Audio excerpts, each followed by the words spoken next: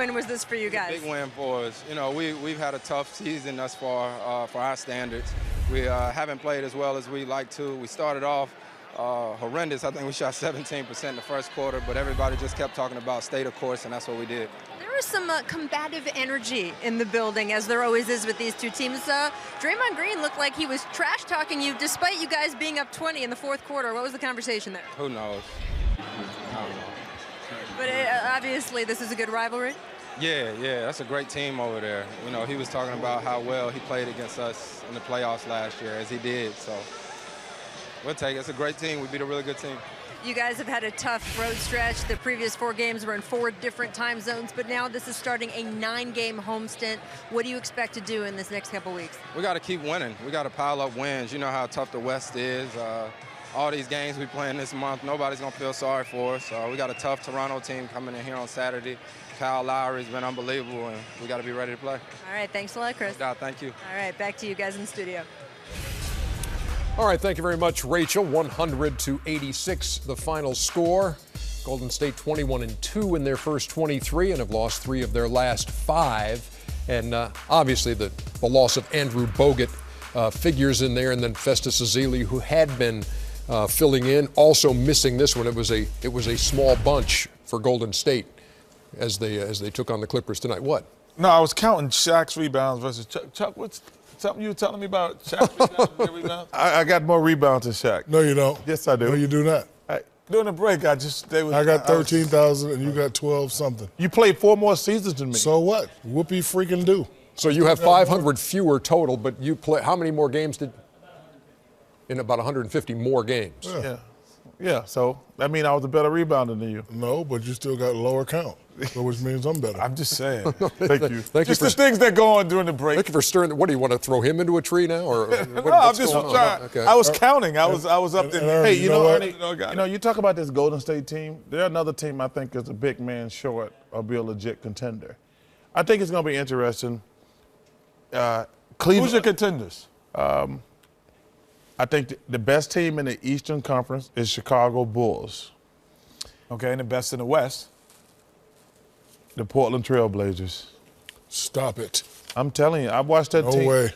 Listen. Not the best. They're good, but they're not the best yet. They have solidified their bench. Better than San Antonio this year. I do think they're better. In a 7-game series. Those teams play a 7-game series with San Antonio with all their guys. I'm telling you. You say this every year. Obviously, this thing is fluid because, listen, it's going to be interesting. The Rockets just went out and got Josh Smith. And, listen, we might see how that pans out. We might get good Josh Smith. We might get bad Josh Smith. He's got his AAU buddy, Dwight Howard, on the team with him. It can go either way. Yeah. But also, we got to look at the Rondo situation in Dallas. Right. But, like I say, it's a fluid situation. In my opinion, right now, if I had to, and we don't have to, I might take the Portland Trailblazers coming out of the West. You might. If I listen, you like them over Memphis. No, I do like them over Memphis. No, I think for Golden State it depends how they shoot. I think the Clippers did a good job of doubling Steph Curry coming up the pick and roll. He had to take a couple of extra dribbles, but when they shoot the ball well, they're damn near unbeatable. But tonight they didn't really shoot the ball that well. That's why they need a big guy to get some easy baskets. And that may be a tactic that people use in the playoffs. Let's double both these guys coming off the pick and roll, make them come off the ball. It may be effective, may not be. Bogut's presence on that team cannot be overstated. Yeah, well, that's the big guy. I think it's more defensively, honestly. I think that with Draymond Green being able to guard guys one-on-one, as you saw tonight, Andre Iguodala being able to guard guys one-on-one. Klay Thompson is a very improved defensive player. And then you have Bogut, who's a shot blocker, and David Lee, who's a defensive player.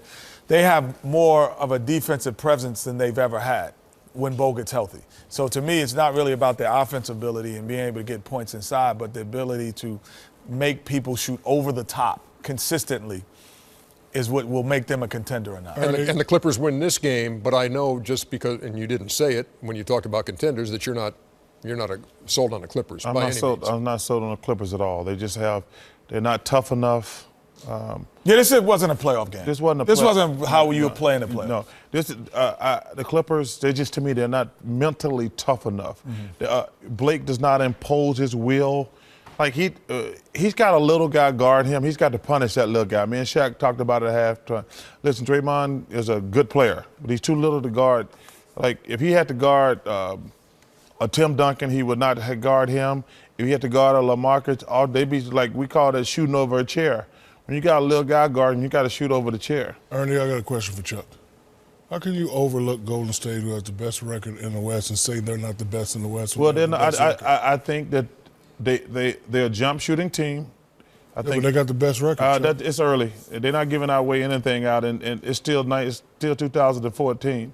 I think they'll jump. I don't like jump shooting teams. That's never going to change for me. I think they're a big guy away from being a team that can go to win the championship. They're going to have a very good regular season. They're like Oklahoma City. Until they develop a low post scoring, they're just going to be good during the regular season. But then when the game slows down, the game is always, first of all, there's two things. The game is always going to slow down, and you're going to play against, the deeper you go in the playoffs, you're going to play against better defensive teams.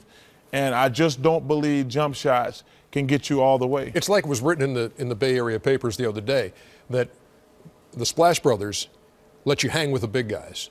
When you have Bogut, you are one of the big guys. But Ernie, listen, we keep saying the same thing every year. He's never healthy. I know, that's the big question mark, and that's what's hanging him up right now. But I'm saying, he gets hurt every year. So at some point, we got to keep saying if he gets healthy, because he's never healthy. That's just a fact. But the other thing that they have going for them is the only team that plays inside out consistently is Memphis. You know, even the Spurs are a perimeter-oriented team for a bulk of the game. So if you look at Golden State, Portland, Houston with James Harden, because Dwight Howard scores, but he's more of a defensive rebounder. You know, Dallas is jump shooting. Clippers obviously jump shooting. You know, even Blake Griffin doesn't really impose his will on the inside. So Phoenix, jump shooting. All the teams in the West, 7 out of the 8 or 6 out of 8 are jump shooting teams.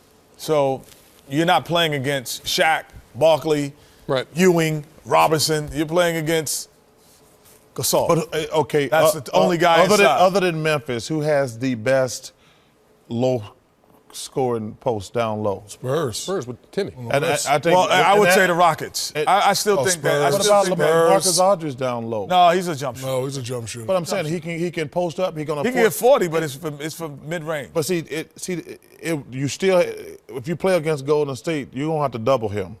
You're not gonna let Draymond Green guard him down low. You know, that's the point I'm trying to make.